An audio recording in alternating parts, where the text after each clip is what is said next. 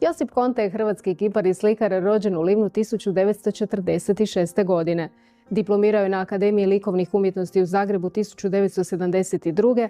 a postdiplomski studij završio kao suradnik u majstorskoj radionici profesora Antuna Augustinčića. Od djetinjstva je pokazivao talenat za umjetnost, a njegovom 50-godišnjem radu svjedoči niz samostalnih i skupnih izložbi. Preminuo je u Zagrebu u prosincu 2023. godine, a upravo njemu u čast ovo ljeto na Lošinjskom Čikatu održat će se i izložba. Više o njegovim opusima i stvaralačkom putu otkrio nam je njegov sin i suradnik Ivan Josip Konta.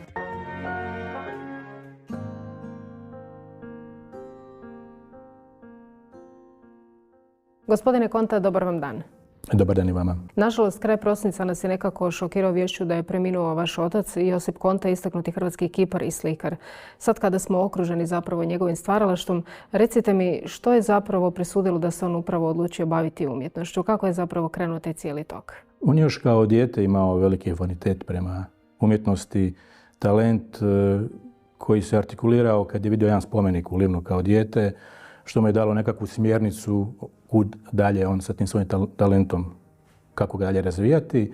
Tako je da već u osnovnoj školi počeo stvarati umjetnost i, kako je sam govorio, to je bilo toliko kvalitetno da čak i sugrađani nisu ni vjerovali da tak mali klinac može stvarati takvu nekakvu umjetnost koja je čak i prezrela za dob kad je on to počeo. To malo mjesto, Livno, gdje je on rođen, mu je davalo i inspiracije nekakve, od prirode, ljudi, životinja, konji koji su na njega ostavili kao djetetu velik utjecaj. I toga je sve zajedno pomalo guralo prema tome da se odlučio da krene se školovati i da postane profesionalni umjetnik.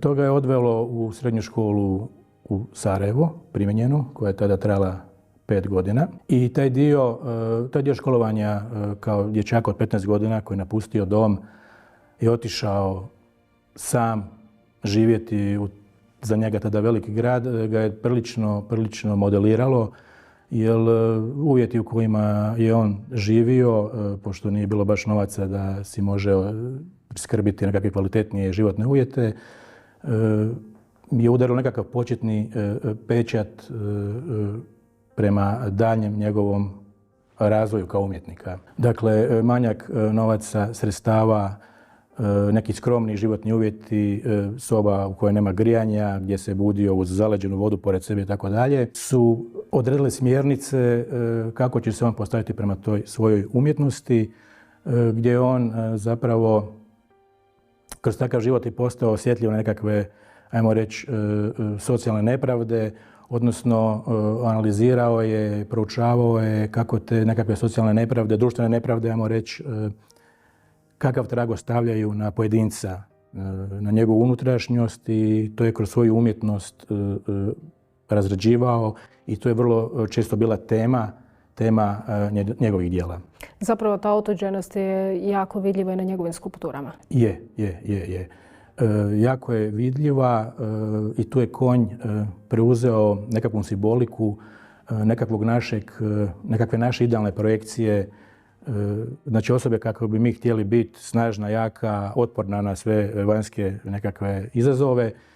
Međutim, uglavnom mi to nismo, mi to želimo biti i tu često dolazi do sukoba unutrašnjeg između onoga što mi jesmo, način na koji nas društvo oblikuje i koje nam daje platforme za naš razvitak ili potonuće, i tih naših nekakvih ideala, planova, ideja, snova koji se često lome u tom trokutu. To je bila često tema njegove skulpture. Zanimljivo je da je bio zapravo prvi školovani kipar iz Livna. Je, prvi školovani kipar. Bilo je slikara, bilo je velikih imena slikarskih iz Livna, ali on je baš prvi akademski kipar iz malog mjesta Livno. Došao je na Akademiju u Zagrebu, tu je bio učio i od gospodina Augustinčića. Srećom, vama je omogućio nešto bolje životne uvjete. Pa vas moram pitati, s obzirom da je on zapravo došao iz jedne skromne sredine, kako je bilo odrastati uz jednog kipara, ali i slikara zapravo? Kod kuće ste imali atelje. Da. Mi smo živjeli u stanu koji je bio njegov radni prostor. Znači, to je bio atelje gdje je kompletna obitelj bila uključena u stvaranje te umjetnosti, od majke pa i do nas male djece koji smo gledali, razgovarali o tome što on radi i zašto to radi. Pogotovo supruga, naša mama, mu je bila jedan veliki kritičar i nju je prvo pitao što misli o tome što je napravio. Sad, život za umjetnikom je sve samo ne romantičan. Jer živjeti sa samostalnim umjetnikom koji priskrbuje samo na način na tom golom tržištu nije idealan i mi smo bili svjedoci kako i tog stvaranja umjetnosti, tog ljepšeg dijela, tako i svih onih frustracija koje umjetnost i samostalna umjetnost donosi. Obzirom da je tata bio čovjek koji je bio onako malo bojemski formiran, komercijalni aspekt umjetnosti ga nije uopće zanimao, iako je bio prisiljen i taj dio ovoga odrađivati, tako da smo bili svjedoci svih mogućih opcija koje život sa jednim samostalnim umjetnikom može donijeti, a to je daleko od romantične slike kakve ljudi imaju. Dobro, neko vrijeme on radio i u ljevaonici Akademije likovnih umjetnosti. On je koji 2,5-3 godine bio voditelj te ljevaonice, obzirom da je jako bilo bitno da svaki kipar bude upoznat sa tehnologijom obrade materijala, što je on i bio.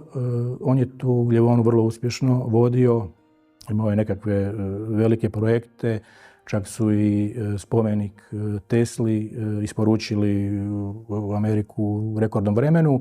Međutim, angažman u ljevaonici ga je odmicao od njegovog umjetničkog rada. U jednom momentu je on morao prelomiti da li će biti angažiran na takvom radnom mjestu ili će ipak posjetiti život umjetnosti i razvijati sebe kao umjetnika, što je na kraju odlučio. Osvrnut ćemo se nakratko na njegov opus. Ono što je zanimljivo, dakle, vidimo i po reljefima i skulpturama i slikama, zapravo tu su nekakvi zajednički motivi ili su nekakve figuracije, odnosno siluete ljudi ili su isključivo konji. Zapravo, rijetko je da se umjetnici baš u tolikoj mjeri zapravo opredijele za dva medija. Pa da, njega je privlačilo i slikarstvo i kiparstvo. Čak je davao i u svojim skulpturama sa tim patiniranjem gipsanih unikata taj nekakvi slikarski dodir. Međutim, ne samo zato što je volio jednu i drugu stvar, bio je i prisiljen se baviti sa dvije stvari, jer kiparstvo zahtijeva i više prostora i prljav je posao i ne možete raditi po noći za razliku od slikarstva.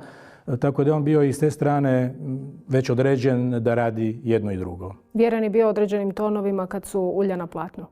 Pa gledajte, on ima nekoliko ciklusa i kad bi pratili njegove cikluse od nekakvog početka, u startu su oni bili mnogo sumorniji, jer je on bio prilično buntovan po karakteru i svijet nije gledao kroz nekakve ružičaste naočale, kao što sam već bio rekao. I onda kako vrijeme odmiče, kako je obitelj oformio i kako se to sve razvijalo, počeo se događati kolorit u njegovim slikama.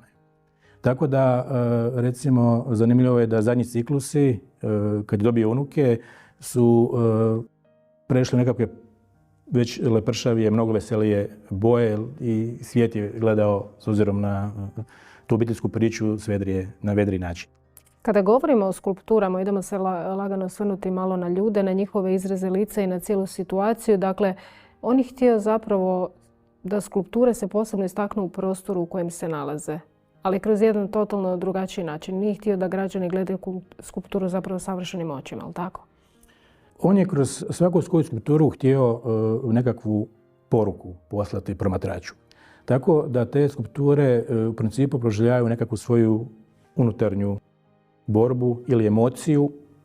S druge strane, ta modelacija je namjerno takva grublja, jer taj negativni prostor koji uveo svoju modelaciju zapravo predstavlja nekakvu nesavršenost ljudskog bića.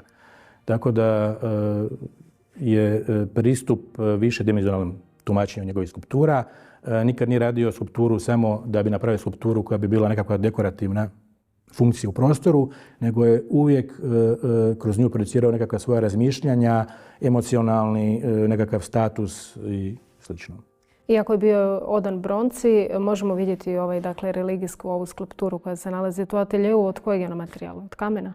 Ona je unikatno djelo od gipsa, ali se brončani odljev ove skulpture nalazi ispred crkve u Lištanima.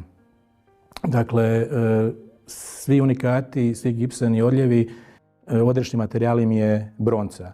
Međutim, bronca, ljevanje u bronci skulptura je financijski zahtjevno, tako da se to etapno radi koliko financije dozvoljavaju, ali u principu bi svaka njegova skulptura trebala biti u odredišnom materijalu koji je bronca.